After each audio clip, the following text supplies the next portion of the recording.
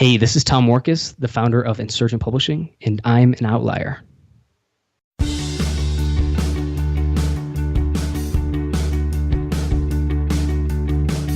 Welcome to Outlier on Air with Ever Gonzalez, the show where we interview the founders, disruptors, and mavens of the world. Learn how grit, failure, and success are all a part of the entrepreneurial journey.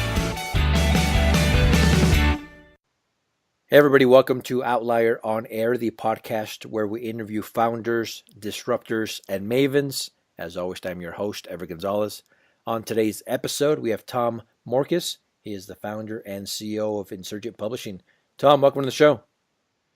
Thanks so much for having me on. It's great to be here. Yeah, we're excited to have you here. There's a long list of things we want to talk about for this episode. You're a serial entrepreneur. You've done a lot of cool things.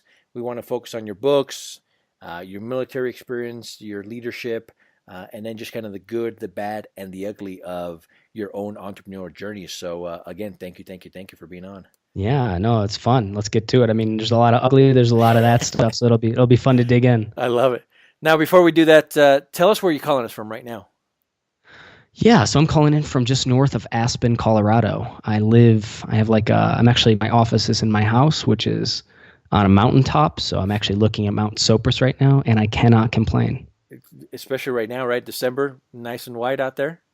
Yeah, it's a winter wonderland outside. It looks a little like Narnia, so it's pretty cool. I love it. So now tell us, with what you do work-wise and, being an entrepreneur and the different things that you're doing, is it an advantage or disadvantage that you are up there on the top of a beautiful mountain? Does it matter? It's interesting. I think that's a great question. I don't think anybody's ever asked that. I would say, I don't know if it's advantage or disadvantages. I think you can probably find both. I look at things through a different frame. Maybe that's more about like, what is the point of what I'm doing? Why do I do it? For me, for my family, and then for the people I serve too. And then what's the best way to do that? And to be honest with you, so yeah, a lot of this is like, I know there's this whole term of lifestyle design and whatnot. Maybe some of that has to do with it, but I just kind of looked at, I've ever since I left the military, and that was a big reason why I left, because I wanted to kind of do things on my own terms. I wanted to dictate things like my schedule or who I got to talk to, what type of value I got to create in the world, right? So everything's just kind of been honed in around that as the focal point. Like, where can I best serve? Where can I create value? And how can I do all of that in a way that I actually enjoy? So as far as being a benefit or disadvantage, I'll just say that, yeah, I guess it's a benefit for me because I love it. And so that means I enjoy it. That means I have energy. That means I have passion for it. And if I have all those things, then even when you fail, which I'm sure we'll talk about failures today, that's okay because it's easier to weather the failures when you're doing something you love. For sure. Now, I think, I think you fit in nicely with our group, with Outliers, with our audience. We're kind of out there doing our own thing. We're passionate about it, and we just kind of, it doesn't matter. We just go out there and do it regardless of where we are. There is something to be said about being in front of live people, right? Right now we can do business online around the world. There's a little bit of magic when you get together with other entrepreneurs, is my opinion. Good things happen when you're in that crowd. Do you get to, being where you are, do you get to hang out? Do you get to do you get to meet with a lot of entrepreneurs face to face? There's not a big community here in Aspen, in this region at all. It's definitely like, it's not like Chiang Mai, Thailand, or like Tennessee or Nashville, Tennessee. And, because there's like a few real like random places around the world where you find like these incredible, like, I don't know, bastions of like lots of different entrepreneurs, primarily in the digital space too, at least the references I just gave for like Nashville and Chiang Mai. And I've been all over and gotten to work in those different spaces. So now we finally settled down here. No, there's not a lot of people around here, or at least people doing any kind of thing related to what we do. Like, and in that regard, I look at that as benefit, to be honest with you. Really? So I say that's a benefit. Yeah. Because here's the deal. I don't get distracted. That's good. And then every time I interact with somebody, it's intentional. Like if I'm going to go to a conference, if I'm going to go to a meetup, and I get to set my own calendar that way. And what's funny is like a lot of like the cornerstone of my business, and I'm sure we'll get into it later, or a big aspect of it is networking to some degree. Like it's knowing people and relating to people and engaging with people like nonstop. Like, and so I'm on calls every day, and I'm always doing this kind of things and kind of making deals and whatnot. And but like I like the fact personally, being kind of an introvert too, maybe that's a big part of it. Nice. I don't actually like being, around an area where I feel obligated to meet up for coffee. Like I'd just rather not. Like let's do a call like this. Talk real quick. I can be in the comfort of my home. You can be in the comfort of yours, and you still get the benefit, I guess, right? Yeah, that's exactly it. So it's like I like being here. You're right. There's not a big crowd around here. I mean, I guess maybe I could start one, but then I have really zero interest. But I do get out to conferences every now and then. I do try to meet people in person when I can, but it's always on my own accord. Well, listen, we're big fans of what you're doing. Keep up the good work. Thank you. You're obviously living the lifestyle that you want to live. So kudos to you and all the hard work you've put in. Now let's talk about Insurgent Publishing. Tell us what it is, when you got started, and tell us something cool about it. Yeah. So I got out of the Army back in end of 2013, and the whole idea was just I wanted to actually just take a year off. So I was going to take a year off, go travel abroad, just kind of unwind and chill out a little bit. But yeah, nobody's schedule but my own, and just enjoy. So I actually got married right after I got out of the military, and my wife and I traveled around the world for a year, and we did like basically the southern hemisphere. So we did like New Zealand, Australia, a couple countries in Southeast Asia, like Indonesia. Then we did like South Africa. We did South America. Worked our way up the West Coast. So we did that for a year. And at the time, while I was doing that, again, my intention was just to take a year off. I was going to come back and actually just get a real job, go through like a recruiting firm, that's usually a common thing for like officers to do. I at least from what I've seen, go there and then you end up getting like a middle management job at like, Kellogg's or something like that, whatever. So I was like, if that's the path, that's fine. Or maybe I'll come back and I'd always been interested in becoming a lawyer. I was like, I'll come back, I'll take that test, I'll get to law school, and then I'll do that. But while I was traveling, I started blogging a little bit before I started traveling. And I'd always been fascinated by the space, like guys like you who are podcasting, a lot of people you interview. I'm fascinated by their stories. I remember thinking like, is there any, people are doing this online. They're creating this great content. They're creating this great value to people like me who are just getting started, and they're making money from it. And I just was fascinated by the whole thing. So it's like, I'm going to start writing. I'm going to start publishing my own stuff. I'm going to see where it takes me. And little by little, I actually did start to make some money from the books I wrote and from the content I created. And I was like, okay, interesting. Maybe I can scale this up a little bit more. So I was more, as we were traveling, still writing, still connecting with people and stuff like that. I continued to kind of like learn as much as I could, and then, level up the work I was doing, putting more focus and energy and purposeful activity behind the things I was doing. And then little by little, everything I released started to do better and better, right? These essentially launches. At the time, I didn't know that's what they were called, but I was doing these launches. So eventually doing like, from hundreds of dollars when I do a launch to thousands. And then people started asking me for help in the publishing space specifically, like, hey, can you help me with my book? So I actually started a publishing company, and that was the inception of Insurgent Publishing. I was going to publish other people's books, but I also never intended it to just be a book publishing company. I wanted it to be like a kind of a media platform. So we published courses, books, things like that. It started to go well. We actually started to publish a bunch of authors, but then I found that the demand was less in, us publishing and more in demand for help with the marketing and sales. And because I was bootstrapping this, that was the fastest path to cash for me, because we were doing really well, but it was like here's the reality of publishing, especially books. These kind of things, the successful books are usually, books that might, continue to sell for years and years, but they're not going to make a ton of money by themselves. So you have to do a lot of volume. So I saw that the demand was in the skill set I had, not necessarily in the publishing piece. So we actually continue to publish books, but it's very selectively, and it's only for a handful of people, usually people we worked with. So we shifted in the end of 2014, after I've been kind of publishing other people's stuff for a while, to try out some of this kind of service-based stuff. So we kind of took on some clients. We did some launches. They were huge successes.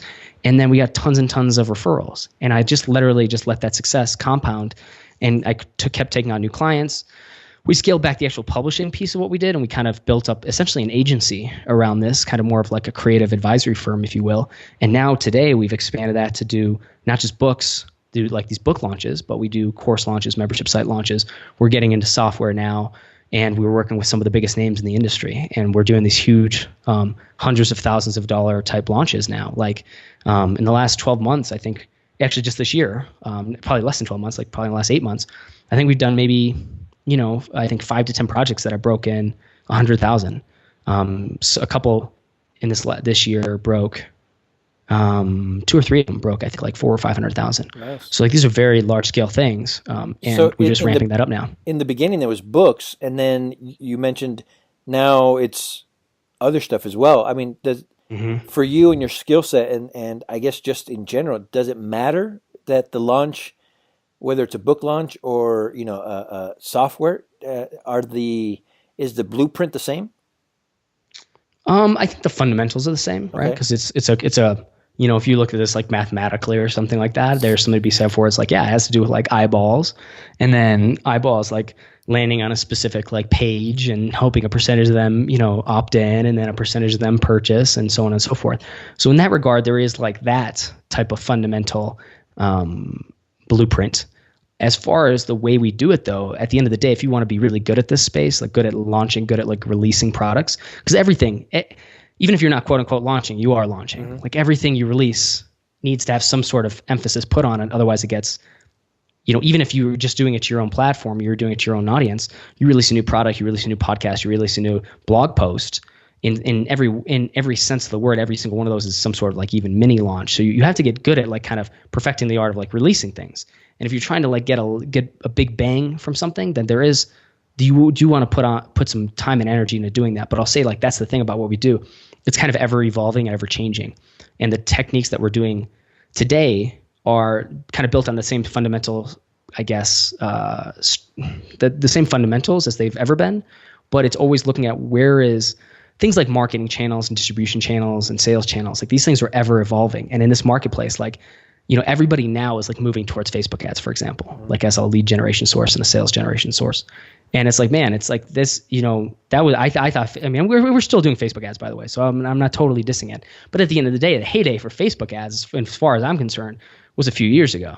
Like the map has shifted a little bit. Those can be really effective, but there's going to be new areas that have not quite been tapped the same way that we can get into. And as long as that's why we're good at what we do, because I'm always involved in these things. We've done 43 launches now at this point. Like we know what works. Have they all been successes? No, not everyone. Some of the ones that I've personally done for like my own platform were complete and utter flops. The nice part is like we've been good at picking when we do client work. We're good at a big part of what I do is picking winners, so to speak. Like working with people that I know have good platforms, decent audiences built up, and they have a good IP, they have a good product. With that, like the chance of failure is pretty limited. Like that's the nice part. But the chance of great success is also limited. So you have to like make sure you can leverage it the right way. So we've done these really big launches, and luckily a lot of our client stuff has been pretty much successful across the board, which is nice. We've had some that have didn't hit the numbers I wanted to hit, or didn't hit the numbers the client wanted to hit, because that's just the game we play. But no, the reality is not everything has been successful. I can talk about some of the failures I've had personally because I can share those numbers. But like we've done things that didn't hit how they were supposed to hit. Like we were projecting, maybe like 100,000 plus, and we did like 30,000. That's kind of a failure. You know what I mean? Like I had that happen this year, and it was on my own. It was on this own thing that me and a partner ran, and it was collaborative, and it just, we missed the mark. And so things like that happen. Like it just is what it is. But yeah, I think that's the important part is there is like some fundamentals there, but you have to be ever present in this marketplace. You have to really own it too, and be cognizant of what's happening and where the tides are shifting to take advantage of it. Because if you just kind of keep following everybody else's like footprints, it gets more and more competitive, and you're less likely to stand out. You're less likely to get seen. You're less likely for people to purchase whatever you're offering. Okay, I want to talk about the details here in just a sec, but with your background with the military to the writing the books, to the traveling, to now this, right? Did this come easy to you? I mean, I'm sure it was a lot of trial and error, but I'm assuming, obviously, because you're doing this and because you've had some success, that you're pretty good at it. How'd you get to that point? Was it kind of I don't know, sometimes we walk into certain things and it's a success because right time, right place, all that stuff. Was this intentional to get to this point where you are right now? And how difficult was it to learn what you've learned so far? I'd say it's as intentional as, looking at, as intentional as like Trump was intentional about, becoming president 30 years ago. Uh-huh. Like, I don't know if that was ever his goal or vision, but he did things systematically in a way that kind of put him in the position to do so today. And so I look at things very much through systems and processes versus like objective goals. I'm big on goals and goal setting, but I like to live through a means of of systems. Like if I'm abiding by my principles and my left and right limits for things, then I can just always look for opportunities within that kind of left and right limit and see what's working and what's not, discard the things that aren't working, and continually evolve that way, right? So like I think a lot of people come at life, and there's nothing wrong with this. I think setting goals is better than not setting goals at a minimum. But then I think the next level is going from kind of goal setting and saying, this is the thing I must accomplish, this thing, like hitting a certain income or certain sales or becoming setting a goal, becoming a writer or becoming a lawyer, whatever it might be.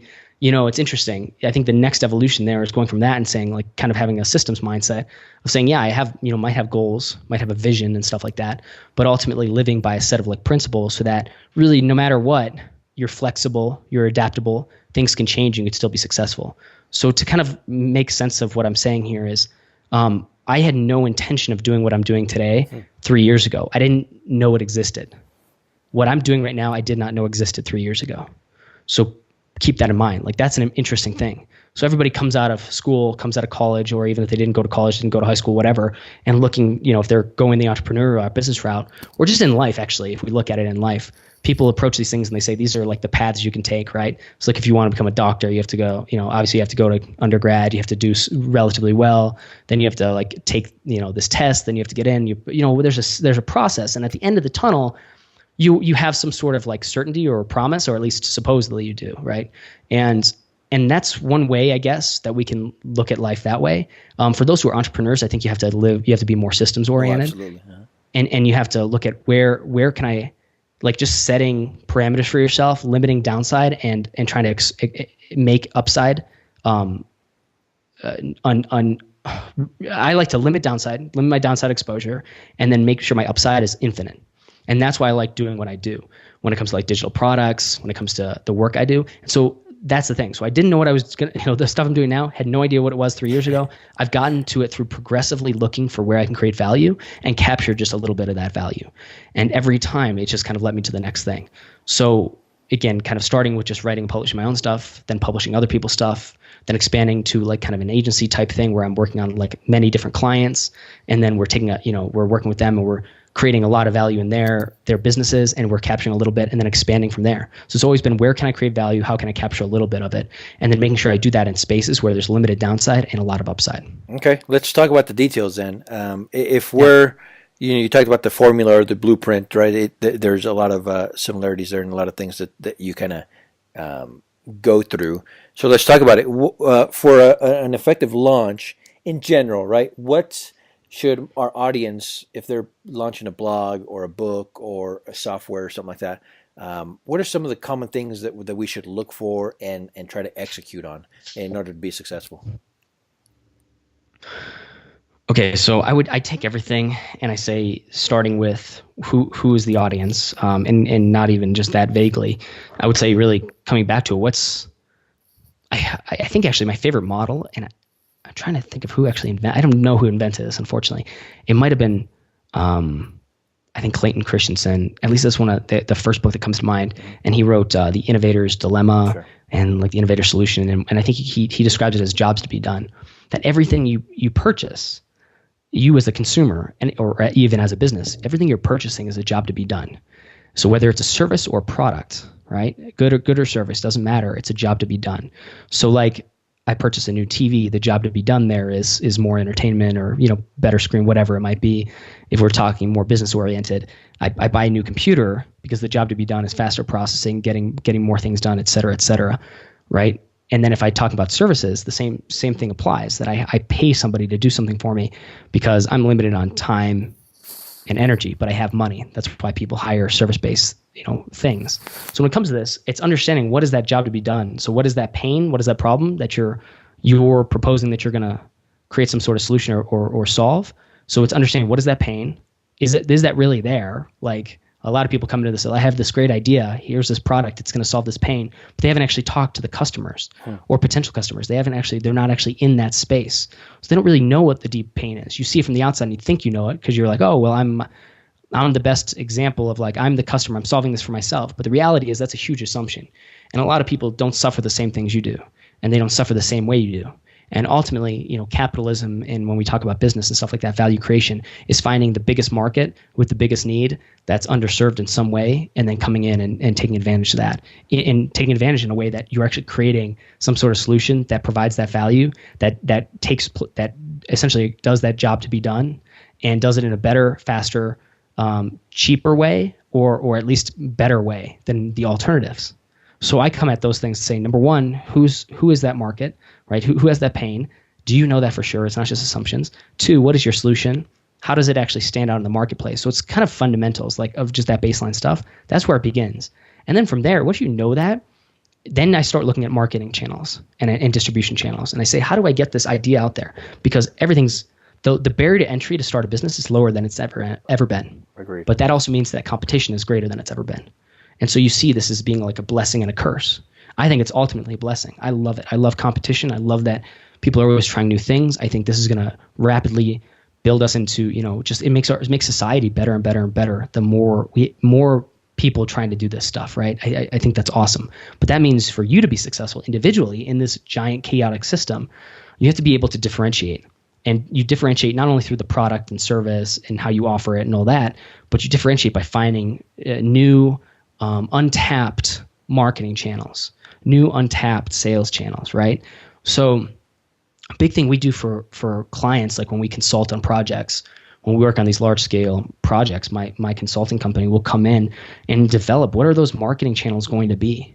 One of, they can be, for example, they can be if the person has their own audience, has their own website and has an email list, that's one marketing channel. That's obviously the low hanging fruit. But what else can we tap into? Can we tap into other influencers who have giant lists that are really, have audiences that would be relevant for this product or service? That's another relatively low-hanging fruit if you have that relationship developed, or you can develop that relationship. Or looking at things like Facebook ads. Well, maybe Facebook ads are a little saturated right now.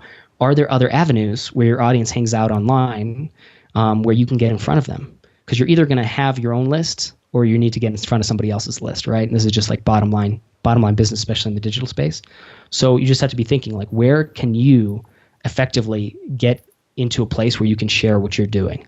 And then is that thing compelling enough where people want to learn more? And that's kind of permission, to some degree, permission marketing. Like you could do direct response type stuff where you're paying to get access to people's lists and you're putting that thing in front of people. But I am a big proponent of like what Seth Godin teaches with his permission marketing and stuff like that, and being that purple cow. So yeah, I would say if that's where you're starting, understanding what the need is, what your solution is, how you are unique in the marketplace, and then figuring out creative ways to get in front of your audience in a way that I think is ideally permission oriented. And so with the clients that come to you, and obviously the knowledge that you have and the skills that you have, is it, because I think as entrepreneurs, as outliers, we think we can do it all right. So I'm assuming if they come to you and they hire you to help, do you get pushback from your clients, or are they pretty much, agreeing and seeing the wisdom and the vision that you're trying to put in front of them? I mean, what's interesting is like by the time if somebody's paying me for my help, most of the time they're pretty receptive. Okay. And I've had, maybe one or two clients in the past, but I've gotten really good at like better vetting clients too, and knowing like who's going to be a good fit. And so now the people we work with, they come to us for that expertise because not many people have done, even if somebody's done like great launches, created great sales funnels, like done hundreds of thousands or millions in business, they've done it for their own products or services. That doesn't mean that they have the expertise from a wide range of these type of launches. With the amount we've done and how much data we have on so many of these, and how kind of my intention, again, from a systems perspective, is to be kind of the best in the world at this, that means that knowledge is something that other people don't have. So when people come to us, they are investing in our brains. They're saying that I'm going to pay money because this person has been there, done that on numerous projects, even if we have our own set of like information and or we know a certain amount and have our own knowledge base with our own audience and the way we've done things. What they ultimately come to me for is to tap into that reservoir that has had access to now dozens and dozens of these type of events and these type of launches, and I'm constantly doing this. Like, this is what we do. That we do these kind of events, we do these kind of sales funnels, we do these launches. So we're always working on that. So we do have this kind of information that's the average person doesn't have. So yeah, when I work with clients now, we come up with different ideas. We're very collaborative in that way. We're not going to force something on a client or not. and we find out what's relevant for their audience. Because even if we know, for example, like we know there's a certain type of like lead generation that's gonna, do really well percentage wise. Like we're gonna get a lot of opt-ins if we do X, Y, and Z. But if that's not necessarily how that person's platform operates, like maybe it's like, oh, we know like an ebook is going to be a really great lead magnet for this, or we know like this piece of like this template or this something else is going to be a really great lead generator, or we can probably increase sales by doing this kind of follow-up sequence. Sometimes clients will say, well, that's, we have a preference for this style. We have a preference for this. And then we just say, okay, well, working within those limitations, working within those within those parameters, how do we best still achieve our result? So like it's very collaborative. So I would say we get very little pushback now. And if anything, when we do stuff, it's very collaborative, and we always find the best solution for whatever the client's working on. So with your client, so how big is your team, and how many clients can you be working with at a time? Yeah. So I don't think I've maxed out yet, but I'm very aware of when, of that limit, whatever that might be. And I don't think we've hit it yet. We do about 7 to 8 clients at a time right now. And that equals out to what that ultimately equals out to is not necessarily the number of clients per se, although that's pretty important, but we try to do it. So if like we're doing launches, which are really time and resource intensive, I don't like to do more than honestly 2 a month, and only if they're really spaced out. Mm-hmm. Like I wouldn't want 2 things happening around the same time period. Like if they had the same launch date for 2 different clients, that would kind of be a pain in the it would just be hard. Yeah, interesting. Because there's right. So we space it out. So when we take on clients, like we're booked up through basically March at this time. So if somebody wanted to work with us, number one, they'd have to be open to a launch date of April or later this year, with some exceptions. Some things are already in the calendar. Oh, really? That far out, huh? Yeah. And when we take on a project, the average time spent on it is like 6 months leading up to it. So yeah, we're pretty booked up. And my team is me. I'm essentially an operator still, owner-operator. I'm very involved in everything. We have a copywriter. We just brought on a Facebook ads person, so we can actually kind of overlay that in terms of our services, our consulting services. So we can overlay, copywriting, we can overlay Facebook ads, and then we have kind of our JV affiliate type manager, and then our and my team, like a CFO and invoicing. So I think there's five of us, if I just counted that right. Good size. Yeah. So yeah, it's a small team, but we're good at what we do, and are hyper selective about who we work with. And yeah, so I don't know how that'll shift in the new year, but like I said, I'm kind of systems oriented. I think this is going really well for us, but I'm always going to be looking for ways we can improve or create more value. And I don't know if that means making the team bigger. I don't know if that means doing less actual client work and just focusing on a fewer clients. Who knows? So we'll see how that evolves in the next few months, next year. You mentioned you're owner operator, right? So you obviously have the skill set. You can do these launches for your clients and bring them a lot of value. But you also have to run your own company as well, right? Mm-hmm. The business of it. What do you enjoy most? And if you had to choose one, I mean, would you rather run the company or work in the company? Gosh, I don't know yet, right? So I don't know the answer to that last one. I think that's a great question. I think it's something I probably should hone in on. But I guess, I'm really, it's one of those things too. I'm really careful of, like, what I'm doing right now I enjoy. And I think we're good at it. And it makes good money for the people we work for. And it makes good money for us. And I'm able to employ people and give them a good living. And it's really cool, to kind of step back and say, yeah, that's the case. Like, we've been able to create enough value in the world that there are people who are making money from this and living, have great salaries and whatnot and great perks. And then we also help all these clients, and then we help their audiences. So it's like a really cool position to be in where we're at. As far as I'm concerned, owner operator, would I want to be the owner versus the operator? I don't know. It's interesting. I think I've always liked, when I was in the military, I liked, like, the platoon level was really appealing to me, because I was very much the operator there. At the end of the day, like, you run everything, you have NCOs to, like, execute on different tasks, but I had my hands in a lot of it all the time. I felt more comfortable being involved, leading training, when we were actually deployed, and being like a convoy platoon leader and leading those convoys all the time. Like, that was kind of where I felt most natural. The idea of, like, being back at a command center or something like that was less appealing to me, to be honest with you. So I look at that and I say, yeah, where I'm at in life right now with my business, I like having my hands in things, because I also know that the one thing that, nobody can take away from me at this point is the amount of knowledge and expertise we have in this space. So that's something I don't want to lose my edge in. So like if I were to go to a space where like we were running like a giant agency or something like that, and I was just running that and I wasn't actually having my hands in these projects, I would lose that edge. So as it stands right now, I like being involved and I like being an operator and I like building up that skill set that makes me more valuable down the road, if that makes sense. Sure, absolutely. I love it. With so where you are in life right now, where you are with your company, how big it is, the clients you have, what is the hardest part of what you do, as whether it's as an entrepreneur, business owner, right, person in general? What's the hardest part? I think the hardest part, I think it's making sure that everything we do is excellent, and it's like, that's a very general thing and it's very subjective, and that's the hardest part, because what is excellence, right? We can do a thing very well, like maybe we're doing ads very well, but if the whole thing isn't running and performing, then is that excellence? I don't know.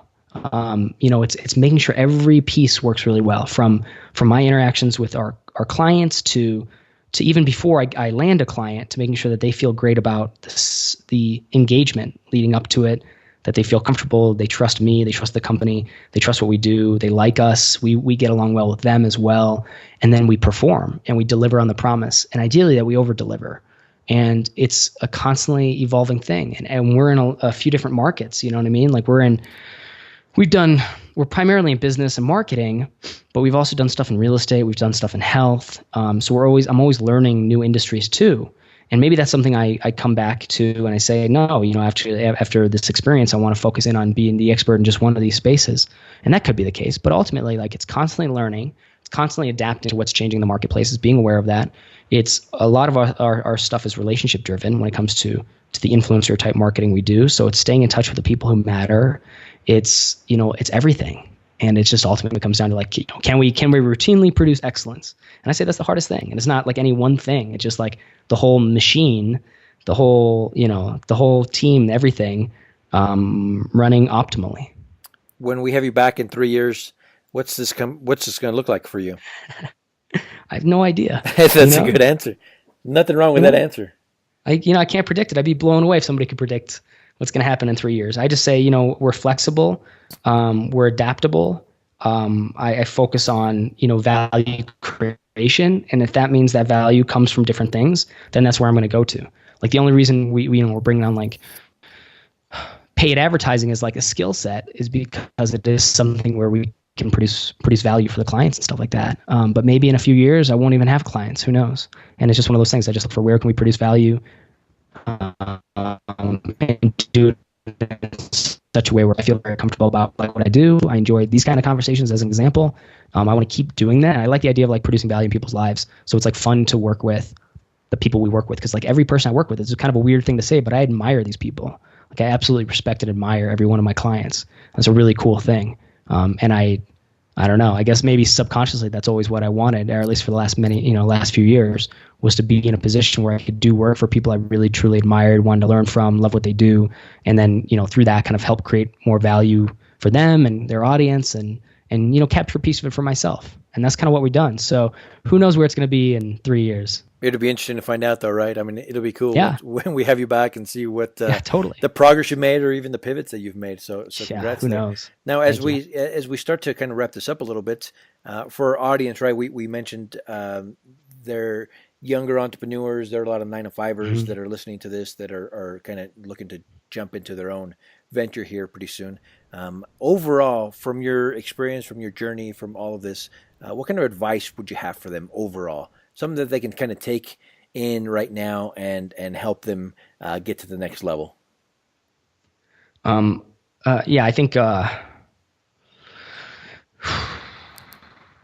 you get there's a lot that goes into that. Sure. I would say it's funny. I'll preface my advice by saying be careful of the advice you take. And ultimately, like, that's the thing about entrepreneurship. It's the most fascinating thing and something that's always like surprising and fun and challenging and hard and brutal and a struggle and exciting, is that you never know. Like, you don't know what's going to happen tomorrow. You don't know what's going to happen in the next week or the next month, and it could be good, it could be bad.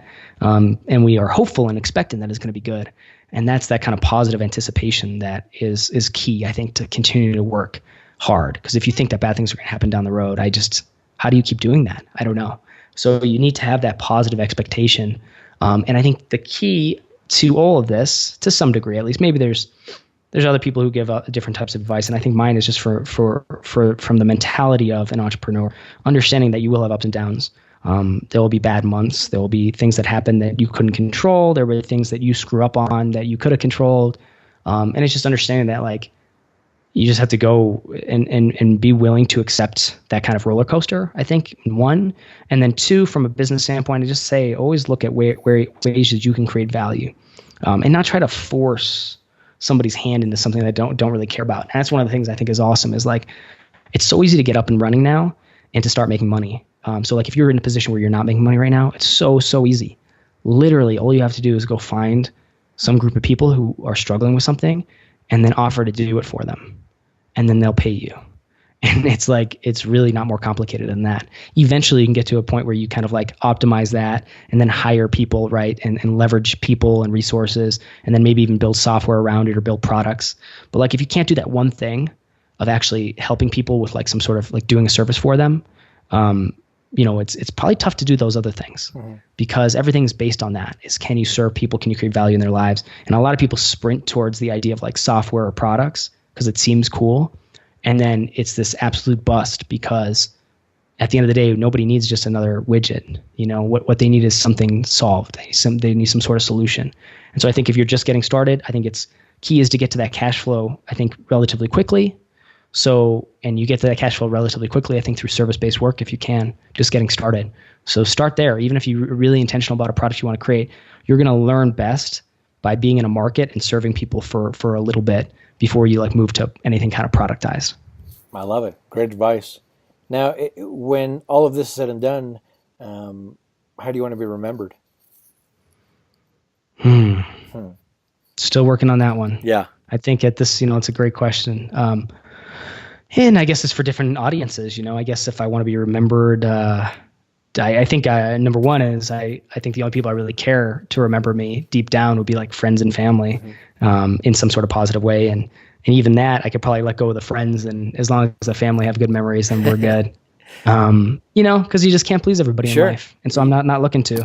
So beyond that is just, so I just, hopefully somebody who's, I hope I am perceived as somebody who produces a lot of value for people, and that works, that works really hard to make sure that value is created and delivered and all that. So, but I have to think about that. I have to think about like what goes on a tombstone or something like that. That's right. When it's all said and done, right? When they're writing your history, that's when I struggle with as well. But no, that was a good answer.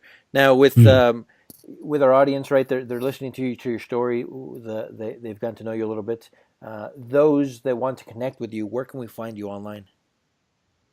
Go to tommorkes.com. It's TOMMORKES.com. That's the best place to reach me, find me, and connect with me. And, if you sign up for my newsletter, I write content pretty irregularly, but I think for 2017, our focus is going to be very much on, kind of the stuff that we do really well, which is like the marketing, these kind of launches. So I think I'm going to produce a lot more content in and around that. So if that's your cup of tea or you're interested or need help with kind of, getting started, I have a ton of content already on there for bootstrappers, for creatives, because that's where I started. And that's like, I admire the people who are just getting started. And a lot of my books are pay what you want for that very reason, because I want people to be able to get access to them, even if they don't have cash flow, even if they're, starting from scratch, like I did, absolute scratch. And it's kind of, hopefully I can give back in that way. So sign up. If you need any help, reply to one of my emails in my newsletter, and I'll read and respond. Perfect. So Outliers, you can go to outliermagazine.co. That's outliermagazine.co. First of all, subscribe to the podcast, rate, review it. But there you'll also be able to find Tom's links to his website, social media accounts, to some of the books. Feel free to reach out to him. You've heard him here. Obviously, he knows what he's doing. He has a great story.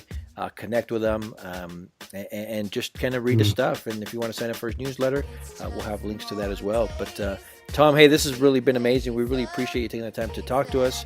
for sharing your words of wisdom, for just kind of telling your story here, and for bringing value to our audience. So we want to thank you for that, and we wish you much success. Amber, thank you so much, and I appreciate you having me on. Absolutely. So Outliers, we'll talk to you tomorrow.